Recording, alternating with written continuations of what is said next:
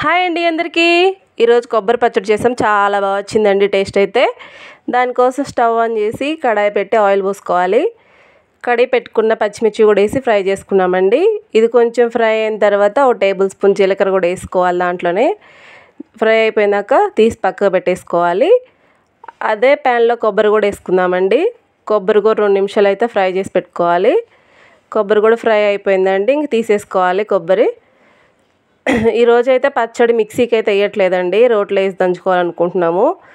మాకైతే వారానికి ఒకసారి చికెన్ ఎలాగో ఈ పచ్చడి కూడా అలాగేనండి. అది రోటి పచ్చడి లేకపోతే ఇంక ముద్ద దిగదు మాకైతే.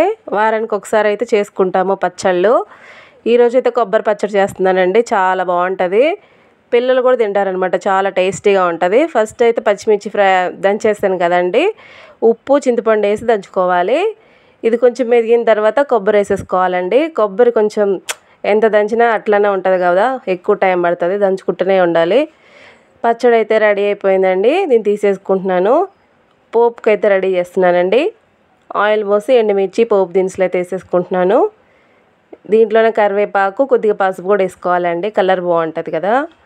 పసుపు కూడా వేసేసుకున్నాను. పోపు అయితే రెడీ అయిపోయిందండి. పచ్చడి అయితే చాలా బాగా వచ్చింది. లైక్ చేసి సబ్స్క్రైబ్ చేసుకోండి.